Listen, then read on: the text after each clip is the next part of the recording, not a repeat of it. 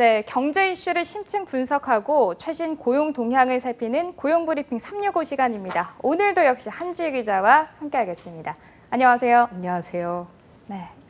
자, 오늘은 어떤 주제 들고 오셨나요? 오늘은 본격적으로 이슈픽 토크를 시작하기 전에요. 이 경제 용어만 좀 쏙쏙 골라서 소개하는 좀 뉴 워드를 좀 준비를 해봤습니다. 네, 어떤 오늘의 건가요? 주제와 뗄래야 뗄 수 없는 단어입니다. 바로 RPA인데요. 로보틱 프로세스 자동화의 줄임말입니다. 이 RPA는요, 사람이 하는 단순 반복적인 업무를 알고리즘화해서 소프트웨어 프로그램으로 구현을 해 이 로봇으로 자동화하는 기술입니다. 최근 RPA는 글로벌 기업의 사무 환경을 빠르게 변화시키고 있습니다. 그럼 말씀하셨던 이런 RPA, 로봇 업무 자동화의 대표적인 걸로는 좀 어떤 것들을 꼽을 수 있을까요? 네, 이 RPA 도입 초기에는요, 인사, 재무, 단순 반복 업무 등에만 제한적으로 도입이 됐지만 점점 다양한 기능이 접목이 되면서 할 수 있는 일이 많아졌습니다. 인턴이나 신입사원 수준에서 불과 1년 만에 과장, 팀장급 업무까지 할 수 있게 됐다. 이런 비유가 가능할 것 같은데 최근 은행에서는 이 챗봇 기능이 탑재된 RPA가 도입된 후에 콜센터 재택근무가 늘어나고 이 보안과 고객 서비스 때문에 어려웠던 유연 근무를 해결을 했습니다. 한때 코로나19 피해가 심각했던 지방에 생산 거점을 둔 모 대기업 계열사는 자가격리 등으로 직원들의 제조 현장 방문이 어렵게 되자 RPA를 투입해서 문제를 해결한 것으로 알려졌는데요. 포스트 코로나 시대의 로봇 사원을 활용해서 업무를 원격 처리한 셈입니다. 네, 이런 로봇 업무 자동화 시스템이 사실 도입된 건 좀 오래전부터 도입이 됐던 것 같은데 네. 최근에 이 코로나19 때문에 그 대응을 하면서 좀 최근에 다시 본격화되는 거죠? 네, 그렇습니다. 최근 코로나19 감염증으로 재택 원격 근무가 늘어나는 등 이 디지털 환경이 갖춰지면서 더욱더 RPA가 재조명받고 있습니다. 본격적인 도입은 2014년 이후 글로벌 금융사를 중심으로 시작이 됐는데요. 통신과 제조 등 다른 산업으로 확산이 됐습니다. 시장조사업체 가트너의 글로벌 RPA 시장 점유율 분석에 따르면 세계 RPA 시장 매출은 계속 증가 추세에 있습니다. 또한 RPA는 2023년 글로벌 대기업의 90%가 도입하게 될 기술이라고 전망하기도 했습니다. 네, 지금 계속 저희가 얘기하고 있는 이 RPA가 정말 빠른 시간에 확산하고 또 성장할 수 있는 그 배경을 한번 짚어보면 좋을 것 같은데요. 네, 이 가장 큰 이유는요, 이 저렴하고 신속한 구축과 빠른 투자 대비 수익성입니다. 이 다른 프로젝트와 달리 짧은 기간에 쉽게 구현이 가능하고 투자 대비 효과가 명확한 겁니다. 이 실제 평균 20에서 30% 이상의 비용 절감 효과가 있다고 보고되고 있는데요. 구글, 테슬라, 소니, 보쉬, EMC 등 다수의 글로벌 기업들이 RPA를 도입 운영하고 있는 것은 이런 이유가 큽니다. 일본에서도 토요타, 그리고 SMBC, 벤츠 등이 도입을 시작해서 점차 확대되는 추세입니다. 네. 회사의 만족도도 굉장히 크지만 또 직원들의 만족도도 크다고 알고 있는데 그 네. 이유는 어떻게 분석할 수 있을까요? 네, RPA 도입은 직원들의 근무 만족도를 높인다고 알려져 있는데요. 귀찮은 단순 반복 업무를 줄일 수가 있고 직원들의 만족도가 이 때문에 높아진다는 겁니다. 회사 입장에서도 인력 운용의 유연성도 발휘할 수 있어서 일석이조인 셈이죠. RPA는 24시간 그리고 365일 업무가 가능하고 업무량에 따라서 또 유연하게 대응할 수 있기 때문입니다. 무엇보다 사실 단순 업무를 하다 보면 저희는 사람인지라 좀 네. 실수를 하는 경우가 있는데 그렇죠. 이 RPA 같은 경우에는 그런 오류도 좀 적을 것 같아요. 네, 맞습니다. RPA는요, 가장 큰 장점이 또 있는데 업무 품질 향상입니다.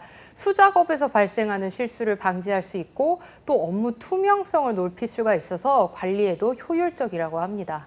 저희가 이런 효과에 대해서 좀 짚어보고 있는데 검증이 된 효과다 보니 좀 국내에서도 RPA 보급이 빠르게 진행되고 있다 이런 이야기가 들리던데요. 네, 2016년도에 금융권을 중심으로 이 도입이 시작됐는데요. 네. 2018년 이후에는 전 산업에서 도입 사례가 빠르게 증가를 하고 있습니다. 금융권의 경우에 비대면 계좌 승인 신용등급 조회 등에 활용이 되고 있고요. 제조업의 경우에는 거래처 등록 등에 그리고 유통업은 재고 관리와 판매 실적 기록 등에 활용이 되고 있습니다. 이런 전통적인 분야뿐만 아니라 이제는 챗봇 기능이 탑재된 RPA가 도입된 후에 콜센터 재택근무가 늘어나고 있습니다. 네, 여기 보도를 보니까 최근에 이 통신사들이 로봇사원 채용 소식을 알리기도 했는데 그 규모는 어느 정도인가요? 네, 저도 이제 취재를 많이 갔었는데 SK텔레콤과 KT 같은 경우에는요, 이 전 사업부의 인공지능, 그러니까 AI 기반의 로봇 사원을 채용하기로 했습니다. 재무, 회계, 인사관리뿐만 아니라 영업, 제조, 연구개발 등 모든 기업 활동에 AI 기반의 로봇 프로세스 자동화를 적용을 해서 원격 혁명과 사무 혁신을 이뤄내겠다는 큰 그림을 공개하기도 했습니다.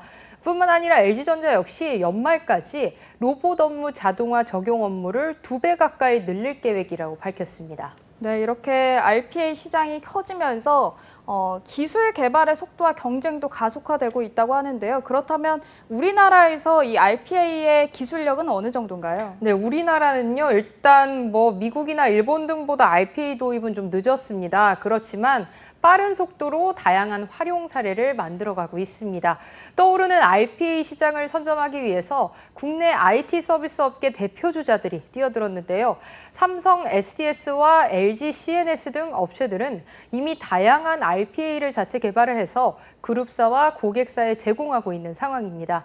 특히 RPA를 사용해본 개발자들이 현장의 욕구를 반영해서 어떤 맞춤 기능을 추가하거나 자체적으로 로봇 소프트웨어를 개발을 해서 경쟁이 치열한 상황입니다. 네, 회사별로 이렇게 RPA 도입이 증가하면 네. 우리 기존의 업무 방식에도 좀 변화가 있을 것 같은데요. 네, 그렇죠. 이제 원격 혁명이 본격화되면 아무래도 일하는 방식도 지금까지와는 좀 아마 다르게 진행이 될 겁니다. 네. 평범한 일상이었던 회의나 자료 공유 방식, 그리고 근태 관리와 업무 평가까지 많은 부분이 디지털로 전환이 되고 그 과정에서 RPA의 영역도 확장될 것이기 때문입니다.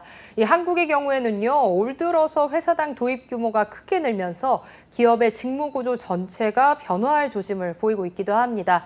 예를 들어서 이 3명의 직원이 전담하던 업무를 RPA가 대체를 하게 되면 회사는 이 직원들을 창의력을 발휘할 수 있는 다른 업무에 또 재배치해야 되고, 그렇다 보면 이렇게 회사 전반의 인력 구조와 어떤 근무 형태에 영향을 끼칠 수밖에 없는 겁니다.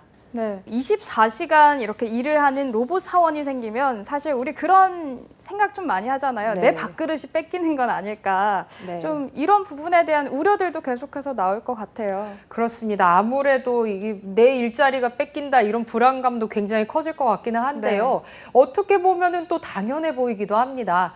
RPA 도입 시에 올라가는 생산성을 바꿔 말하면 그만큼의 인력을 또 줄일 수가 있다는 건데요.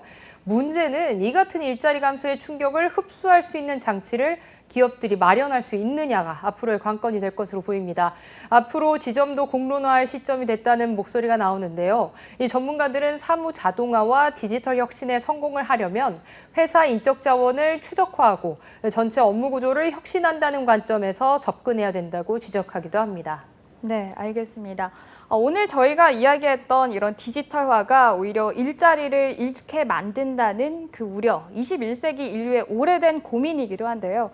하지만 디지털 경제는 피할 수 없는 추세인 만큼 앞으로 우리도 거기에 대해서 좀 대비를 해야 한다, 이런 생각이 듭니다. 오늘도 한지 기자와 함께했습니다. 고맙습니다. 고맙습니다. 네, 지금까지 고용브리핑 365였습니다.